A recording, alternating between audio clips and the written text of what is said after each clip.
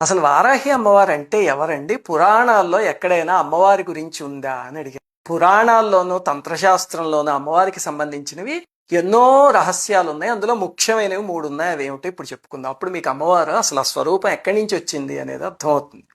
అన్నిటికన్నా ముఖ్యమైనది ఏమిటంటే బ్రహ్మాండ పురాణంలో లలితోపాఖ్యానము అని ఉంది. అంటే లలితాదేవి చరిత్ర.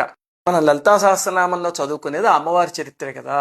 ఆ అమ్మవారు భండాసురుడు అనే రాక్షసుణ్ణి నాశనం చేయడానికి ఆవిర్భవించారు. అమ్మలందరికీ మూలపుటమ్మ. అయితే దేవతలందరూ అమ్మ మేము కూడా మీకు సహకరిస్తాము అంటే, నాయన మీరు సహకరించలేరు, మీరెవరూ చేయలేరు ఈ పని, నేను నాలోంచే ఒక సృష్టిని ప్రారంభిస్తాను అని చెప్పి అమ్మవారు తనలోంచి ఒక సృష్టిని చేశారు.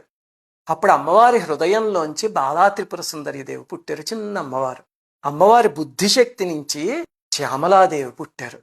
అమ్మవారికి, లలితమ్మవారికి నేను అనే ప్రజ్ఞ ఉంటుంది కదా, అహం అని. మనందరం కూడా నేను నేను అంటూ ఉంటాం. అలాగే అమ్మవారి యొక్క అహం అనే ప్రజ్ఞ నుంచి వారాహి అమ్మవారు పుట్టారు. అప్పుడు వారాహి అమ్మవారికి కిరిచక్ర రథాన్ని ఇచ్చారు.